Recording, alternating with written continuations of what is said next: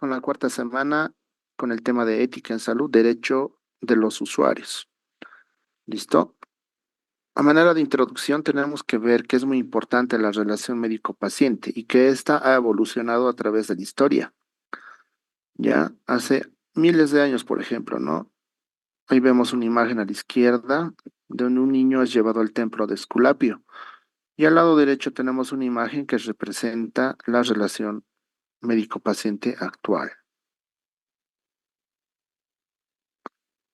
Dentro de la relación médico-paciente, se tiene que tomar en cuenta que es la interacción interpersonal entre el médico y el paciente, establecida con el objetivo de remitir una enfermedad. Es un modelo singular de comunicación humana, el cual sirve de marco a la interacción intelectual y afectiva más importante de la práctica clínica. Dentro de esto tenemos que tomar en cuenta los derechos de los pacientes, ¿no? ¿Qué son los derechos de los pacientes? Son un conjunto de derechos garantizados por ley o por las instituciones de salud que buscan proteger la dignidad, autonomía y bienestar de las personas durante la atención médica.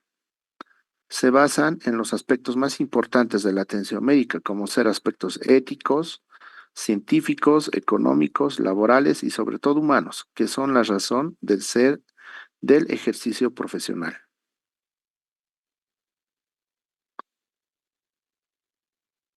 Dentro de los derechos de los usuarios, tenemos que tomar en cuenta el respeto a su intimidad. El significado de intimidad, desde su etiología, hace referencia a lo interno o al interior, es decir, el yo personal de cada ser humano.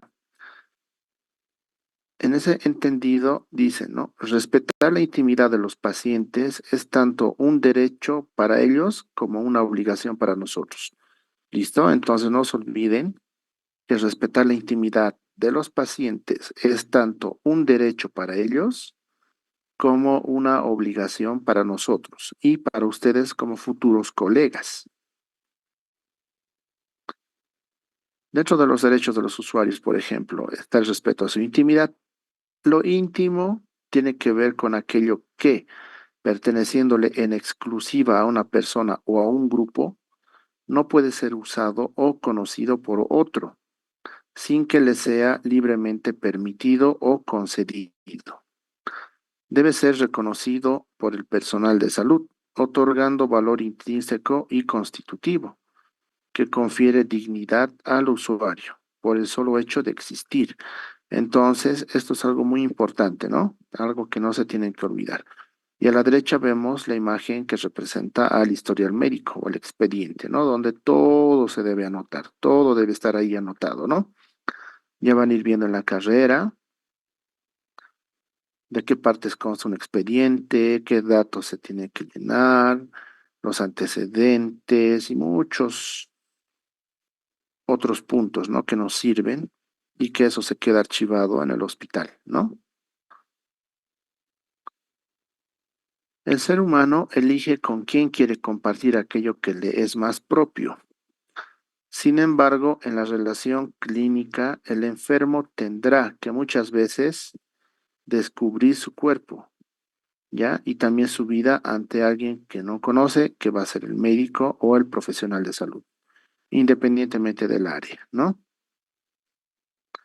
Ahí en la derecha podemos ver la imagen de una paciente realizándose una mamografía, ¿no? Entonces, ahí tenemos que nosotros poder brindar o ganarnos la confianza de todos los pacientes para que la relación médico-paciente esté firme y sólida, ¿no? Y esto garantice también el tratamiento, porque muchas veces cuando no está bien establecida la relación médico-paciente, no hay la confianza y el tratamiento fracasa, ¿no?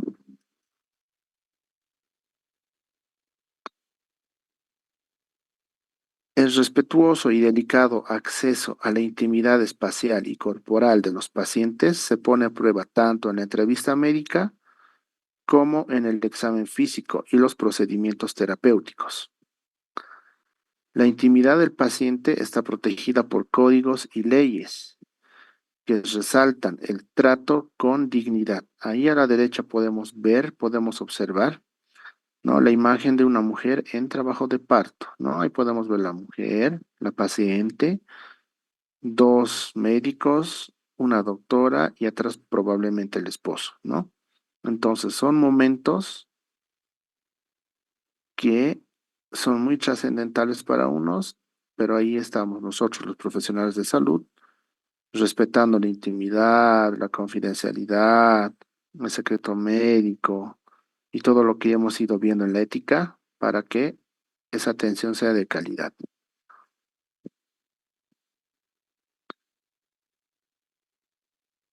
La Asociación Médica Mundial, en la Declaración de Ginebra, desde su versión inicial en 1948 hasta sus revisiones actuales, señalan que se deben guardar y respetar los secretos confiados al médico, incluso después del fallecimiento del paciente. ¿Cómo interpretan esta frase? Esto que se señala, ¿cómo lo interpretarían? ¿Algún voluntario?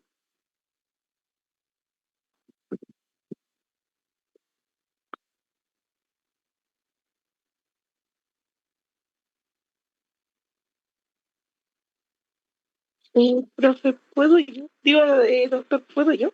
Sí, sí, Bueno, para mi interpretación, podría decir, digamos, si el paciente no quiere, digamos, que se le avise a su familia y quiere guardarlo en secreto, eh, es porque no quiere hacer sufrir a su familia o no quiere verlos tristes. Tampoco que se preocupen tanto si llega a morir o por alguna falla. No sé si estoy bien, doctor. Podría agregar sí, algo ahí que decir que nuestro principal objetivo es el beneficio del paciente y tanto su confidencialidad, incluso después de la muerte. sí. A ver, otra más.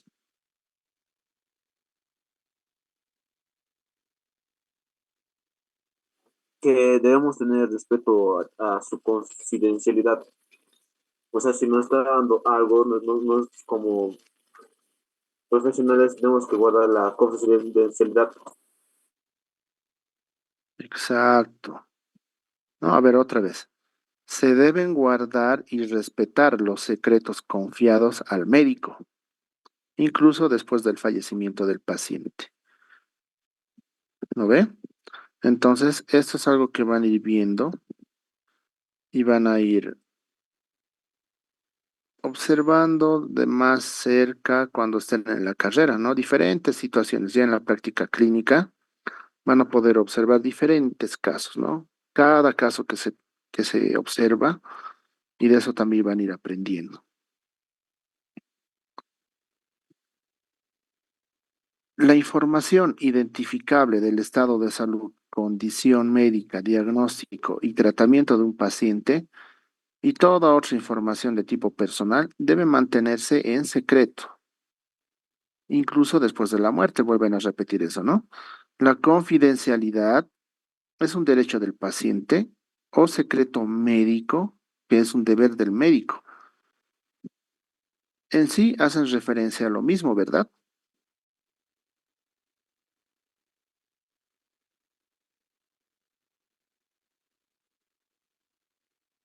A ver, vamos a hacer un ejemplo.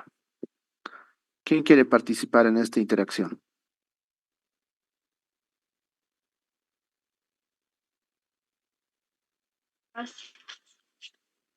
¿Quién?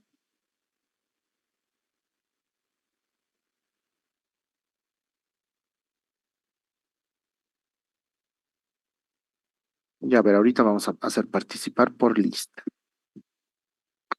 Ya. Ahora tenemos que tomar bastantes aspectos para llegar a una atención de, ¿ya? Primero, la confidencialidad, esto más los principios de la ética médica que ya hemos visto la vez pasada, van a tener como resultado una atención de calidad al paciente. Y esto va a hacer que un centro de salud no sea como un candado cerrado, porque hay muchos pacientes que tienen miedo de ir al centro de salud, ¿no es cierto? Por, algún motivo, razón o circunstancia, pueden llegar a tener miedo de ir, ya sea por la falta de confidencialidad o porque no se han seguido los principios de la ética o algo, ¿no? Y esto hace que la atención no sea de calidad, ¿no? Entonces es muy importante esto. El consentimiento informado. El consentimiento informado se caracteriza por la toma de decisiones compartidas. Da valor al paciente como una persona capacitada, a pesar de su vulnerabilidad por el estado de enfermedad, para aceptar o rechazar las opciones que el personal médico ofrece al paciente, tanto en cuanto a pruebas diagnósticas como en el aspecto terapéutico. Entonces es bien importante poder brindar al paciente toda la información, ¿no? Y tomar en cuenta al paciente como una persona capacitada a pesar de su enfermedad, ¿no? Para que pueda tomar una decisión. Su aplicación debe ser de manera adecuada. La información debe ser extendida de forma comprensible, verídica y de acuerdo a las necesidades y requerimientos del paciente.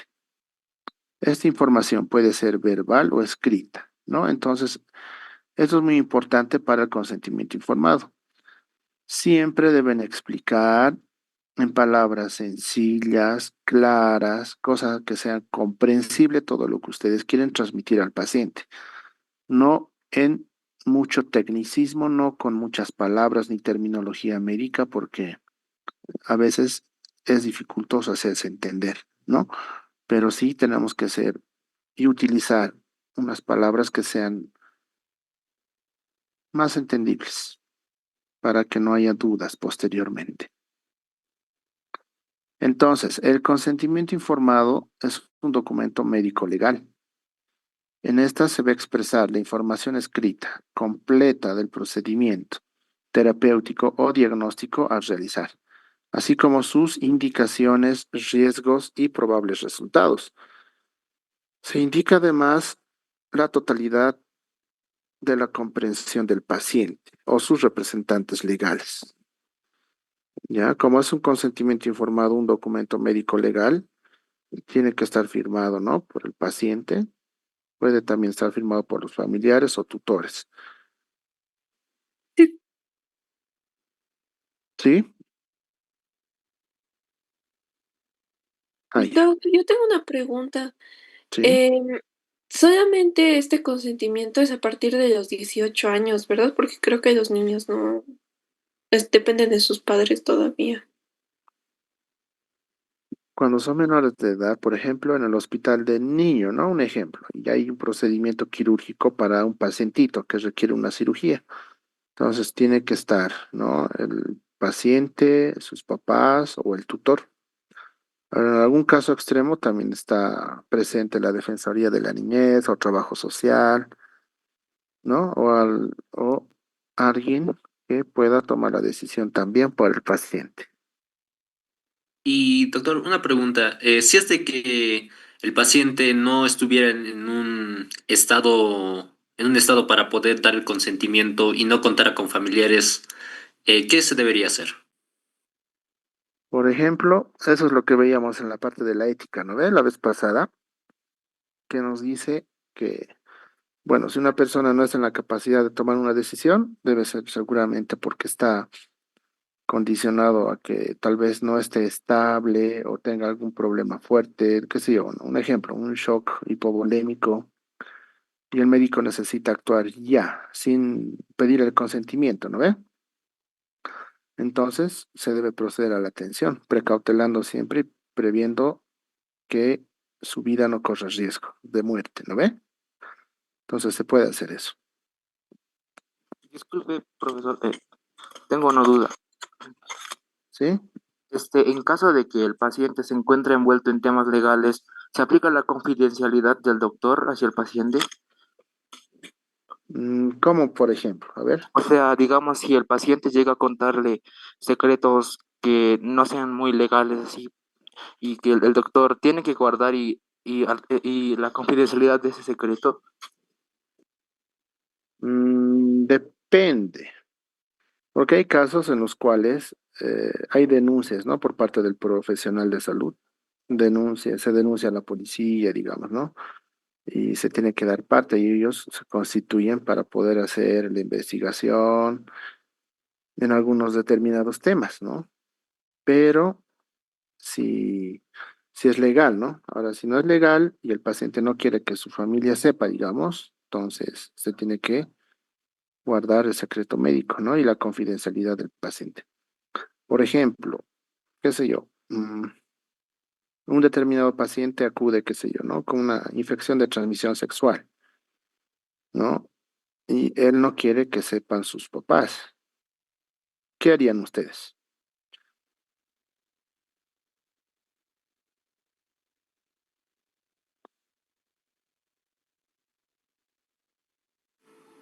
Si no quieren que se les avise a los papás, podría ser otro familiar que sea mayor y que tal vez tenga algún tipo de un poco más de confianza. Mm, digamos, el paciente tiene 19 años, ¿ya? Y acude al establecimiento porque tiene dolor, tiene ardor, aparición de una lesión. Entonces, acude al establecimiento, se le valora, se le revisa, ¿no? Y se le explica, bueno, se le hace el laboratorio y se le explica que es una enfermedad de transmisión sexual. Entonces el paciente dice que no quiere que nadie más sepa, ¿no? Y ahí afuera están sus papás y quieren saber qué es lo que había tenido, pero él no quiere. ¿Qué haríamos? Al ser Respetar mayor la de edad, decisión, Dado que pero es de un la mayor de edad, legalmente ella es una no se persona diría adulta. nada. ujú, se guardaría y consentimiento de... A ver, ¿cómo? Doctor, ¿puedo explicarlo? Al ser mayor de edad, el paciente no se le podría decir ya a los padres porque ya tiene autonomía sobre su cuerpo. Sí, ¿no? Más bien se podría aprovechar el momento para hacerle una orientación de salud sexual y reproductiva, ¿no ve? Para que en la próxima tenga un poco más de cuidado, hacer otras pruebas de laboratorio, explicarle, ¿no? Y estaríamos ahí respetando, ¿no? La parte de la confidencialidad y la autonomía del paciente, ¿no? Sin dejar de aprovechar el momento para poder hacer la promoción y la prevención de otras enfermedades también, ¿no ve? Ahora, el consentimiento informado se aplica a muchas, ¿sí? Hola, hola. Disculpe, doctor, una consulta. ¿No habría casos excepcionales en caso de que el paciente esté en riesgo grave, como tal vez esté en un intento de suicidio, tal vez un riesgo vital por no tratarlo a tiempo? ¿No habría el caso excepcional de tal vez informar a los familiares? Bueno, si hay un intento de suicidio, ¿no ve? Bueno, es un caso complicado porque hay diferentes momentos y contextos donde una persona pueda tratar de quitarse la vida. Incluso ahí entra la policía, ¿no ve? Entonces, hay que, eso, digamos, es algo, ya van a ver, en la parte de medicina legal, ¿no ve? Van a llevar a la facultad y van a ver todos estos temas.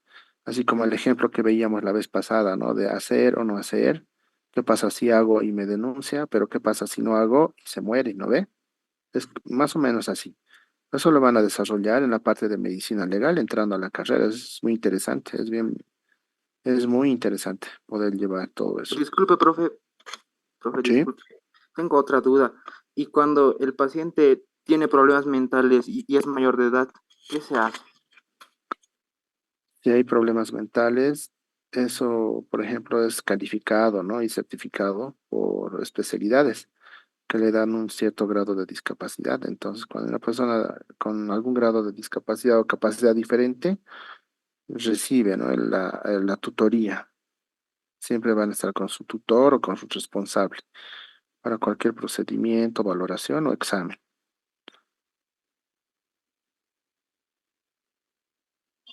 Y Gracias. doctor, otra pregunta. En caso de, o sea, ponerlo en el ejemplo que dio hace un momento, el del muchacho de 19 años con SIDA, en el caso de que haya adquirido, o bueno, o con algún problema de enfermedad sexual, en caso de que lo haya adquirido a través de una violación, él sea el atacante o la víctima, igual solo, o sea, ¿respetaríamos esa confidencialidad o ya lo dejamos a cargo de lo que sería la policía? ¿Cómo? ¿Cuál? A ver, de un paciente con una enfermedad de transmisión sexual. Sí, pero o sea, al momento de hacerle las preguntas, también tenemos que saber que cómo ha adquirido, para también ver a las otras personas que han estado en contacto sexual con él. Pero si aquella persona es víctima o abusadora, ¿cómo sería el caso? Son contextos bien diferentes, ¿no? Eh, Algunos pueden encontrarlo de forma fortuita o de manera fortuita. Algunos pueden ser víctimas o pueden ser agresores, ¿no? Pero normalmente las víctimas son las que acuden.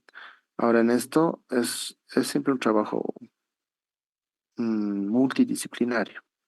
Hay manuales y protocolos, ¿no? De cómo se debe actuar en casos de agresión sexual, por ejemplo.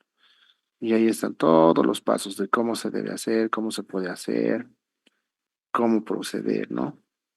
Y en caso de que haya sido fortuito, por ejemplo, muchas personas tienen miedo, bastante miedo de acudir a un servicio de salud, ¿no? Por la vergüenza del que dirá, por la confidencialidad, por el miedo al resultado y otras situaciones también. Entonces es algo donde se debe trabajar en base a la relación médico-paciente.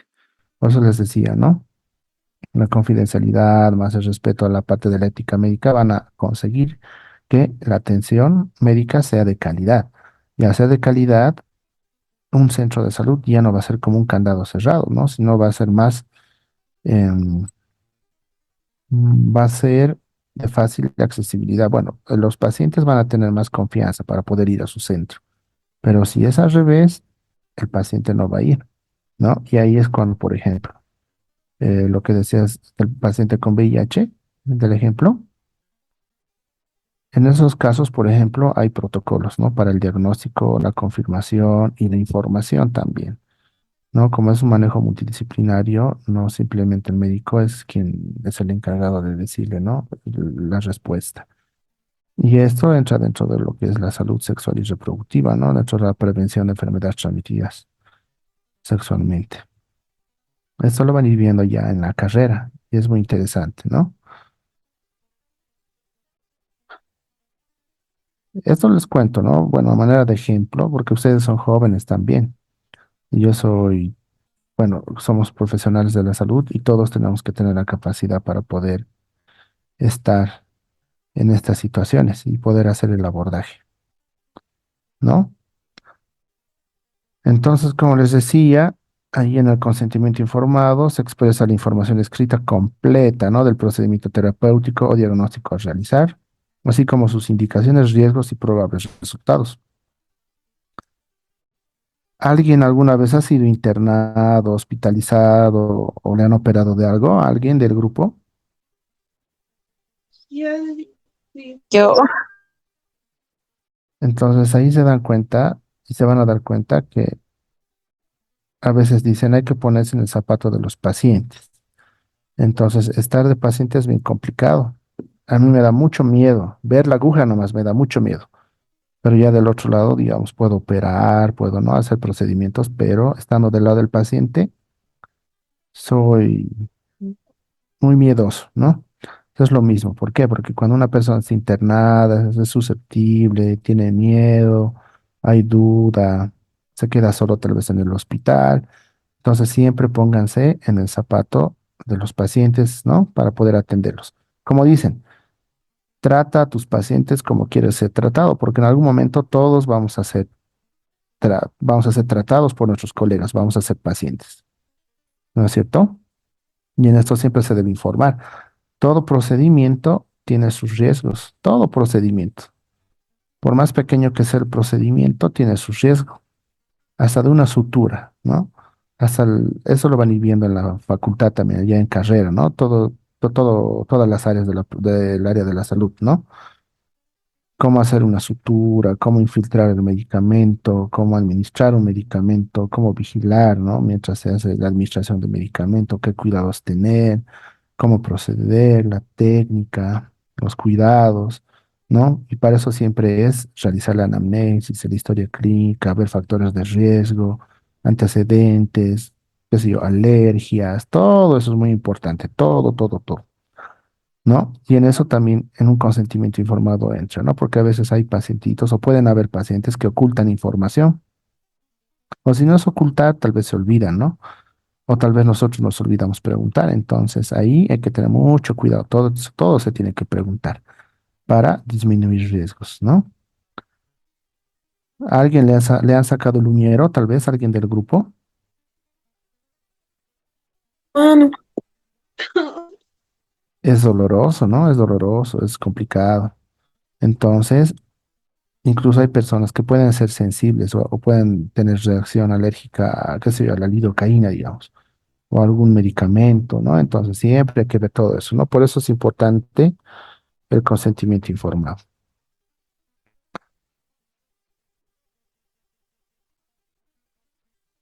La importancia del respeto a la autonomía, ¿no? Esto viene del griego auto, uno mismo, y nomos, que es norma.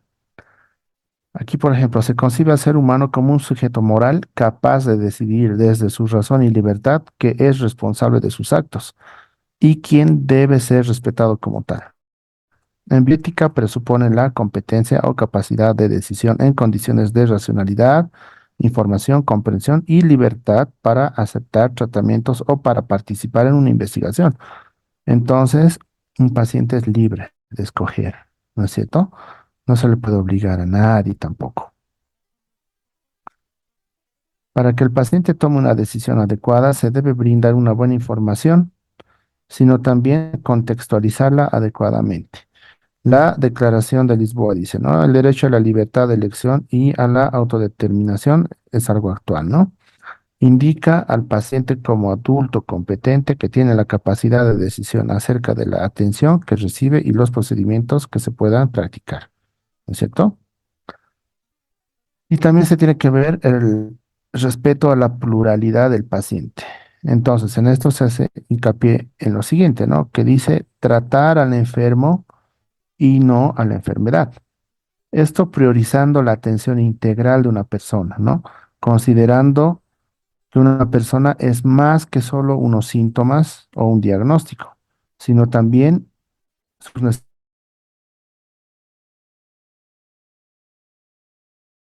solamente se tiene que enfocar en el tratamiento al enfermo como tal, sino también a la enfermedad.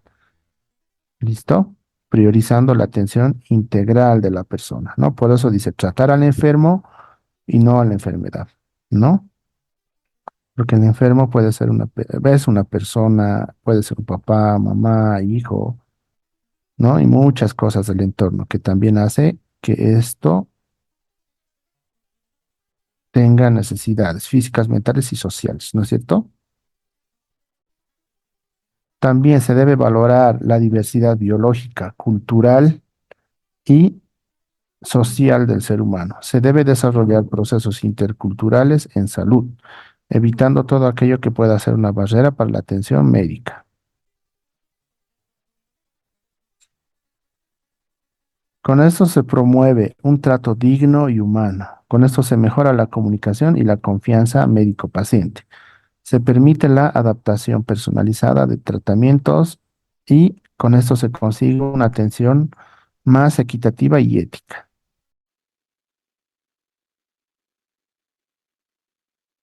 ¿No es cierto? Ya, a ver, vamos a hacer un ejercicio. ¿Quién quiere participar? Yo puedo participar. Licenciado, solicito. Mireya. ¿Quién es Mireya? Ya, Mireya. Mireya, digamos, es la doctora. ¿Ya? Ella es la doctora, está en un centro de salud y yo soy el paciente. Entonces, resulta que yo me he ido, qué sé yo, eh, A ver, ya, vamos a hacer este ejercicio. Ya, Mireia es la doctora, yo soy el paciente, resulta que me he ido con mi novia, ¿ya? Y como no hemos sido, digamos, o hemos recibido educación sexual y reproductiva, hemos tenido relaciones, no nos hemos cuidado, no nos hemos protegido y mi novia se embarazó, ya se embarazó. Entonces, estamos en primer año de medicina y nos da miedo. ¿Por qué? Porque, qué sé yo, ¿no? Sus papás, mis papás, la carrera, somos jóvenes, todo, ¿no? Ahí se está por caer el mundo para nosotros. Entonces yo voy donde la doctora Mireya porque alguien me la ha recomendado, ¿no? Me han dicho que es buena, nos va a entender, no nos va a reñir. Entonces vamos donde la doctora Mireya. Yo le digo, doctora, ¿cómo está? Buenas tardes, doctora Mireya. Te cuento que mi novia está embarazada, ¿no? Y yo le digo, ¿qué podemos hacer? ¿Qué me dirías, doctora Mireya? Bueno, en mi opinión, yo les hablaría como una charla tranquila, normal, a ambos, informándoles de qué es lo que ha pasado, cómo pueden solucionarlo y tienen que pensarlo muy bien en sí, conservar al bebé o no, porque como usted dijo, es un momento difícil, la carrera, son jóvenes, sus familias, pero al fin y al cabo es su cuerpo y es su decisión. Entonces tendrían que pensarlos ellos muy bien y tienen un tiempo limitado porque serían 2 meses o si no ya se vuelve muy complicado para ellos. Ya, muy bien, muy bien. Esto en la carrera lo venía viendo. Pero les comento, ¿no? El aborto está penado en Bolivia. Entonces, desde por ahí ya comienzan a complicarse las cosas, ¿no? Ahora, yendo al ejemplo, muy bien la participación. Esto ya lo van a ir viendo más adelante en la carrera, en medicina legal, especialidades y todo ello. A ver, con el mismo ejemplo, ¿qué me dirías, Adriana, Adriana Venegas? Bueno, dado de que de todas maneras igual hablaría de forma tranquila con los dos, explicándoles qué ha pasado, pero también al mismo tiempo explicarles que sí, en Bolivia sí está penado el aborto, entonces tendrían que considerarlo y hablarlo entre ellos como pareja más que todo en las opciones que pueden tener. Tampoco es imposible no tener un bebé estudiando la carrera de medicina, pero yo creo que por lo menos en Bolivia optar por la opción de aborto no podría ser apta. Muy bien. Es complicado, ¿no? Entrar en estos temas. Es bien complicado. A ver, Tatiana. La solución sería primero que nada informarles lo que ha pasado y en qué etapa de gestación estaría la persona y decirle las cosas claramente y decirle que esos son los posibles, cómo va a proceder y tal vez ver las consecuencias, analizar la situación y decirles que ya depende de ellos. Igual se necesita un control natal porque igual está embarazada y nosotros como médicos tenemos que hacer el seguimiento correspondiente y decirles que ya es su decisión de ellos, pero lo mejor es de que hagamos un seguimiento de cómo evoluciona. Ya has dicho algo muy interesante. A ver si alguien repite lo que has dicho. Catherine. Bueno, lo primero sería explicarles en qué situación están, decirles los riesgos, posibles recomendaciones, porque una solución como tal, porque son jóvenes, pues hay muchas contras, Pero creo que la evaluación al embarazo sí tendría que ser obligatoria por el bebé, ya que los primeros 3 meses son primordiales en su desarrollo. Y pues una compañera dijo que el aborto sí estaba penado en Bolivia, y es verdad.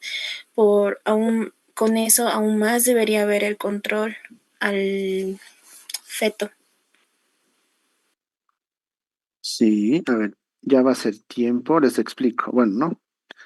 Lo primero que sería, bueno, ¿no? Se puede hacer es ver si realmente está embarazada. ¿Qué tal si no está embarazada? Como está en primer año de medicina, el estrés, no come bien, la preocupación, anatomía, qué sé yo, ¿no? Y otros factores, su chico le hace renegar, pucha, le estresa, full. Y resulta que tiene un retraso menstrual que puede ser secundario al estrés. Lo primero que hay que hacer siempre es confirmar, ¿no? En ningún momento dije que tiene una prueba de confirmación, que han ido a las test de embarazo. Entonces, siempre, ya confirmar primero. Y luego ya entramos a lo que es algo más profundo de analizar, ¿no? Pero más allá de eso, ¿qué tal si ellos dicen, no queremos que nadie sepa? ¿Y ustedes qué van a hacer? ¿Qué harían? Mantener el secreto como médicos y responsablemente, no decirlo y respetar la decisión del paciente. Primero le preguntaría su edad y si es legal, pues se respetaría y si no, a la policía, porque según la norma, si es menor de edad, si el muchacho es mayor de edad y la chica, se llama pedofilia. Los dos tienen 19. La edad de ustedes. Bueno, entonces sí se Respeto a la mantendría el confidencialidad. respeto a su confidencialidad porque son mayores de edad ambos. Pero yendo ya a una charla más amplia, ¿no ve? Lastimosamente en nuestro país pasa aún que personas jóvenes se embarazan y por el miedo, temor de la denuncia y todo eso, acuden a lugares clandestinos donde no hacen bien las cosas y hay complicaciones.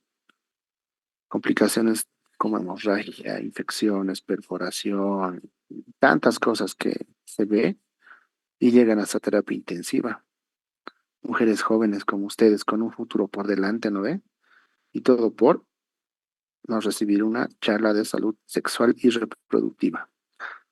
Entonces les dejo con ese mensaje. La sexualidad no es un tabú. Son jóvenes, pero la salud sexual y reproductiva, siempre la educación. Yo soy ginecólogo, entonces yo veo esos casos y casos muy tristes, ¿no?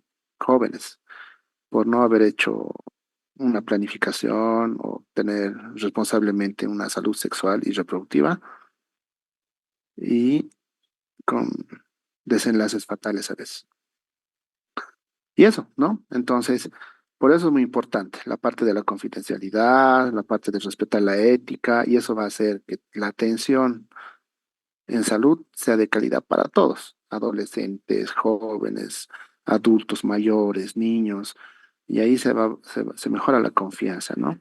Y al haber confianza en un centro de salud o en los profesionales de salud, la población tiene más confianza para ir, no van a tener miedo de contarles, no van a tener miedo de acceder a una salud sexual reproductiva o a alguna forma de promoción o prevención de cualquier tipo de enfermedad.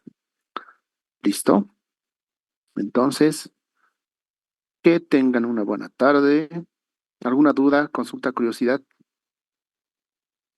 Ay, Inge, perdón, doctor. Buenas tardes. Buenas.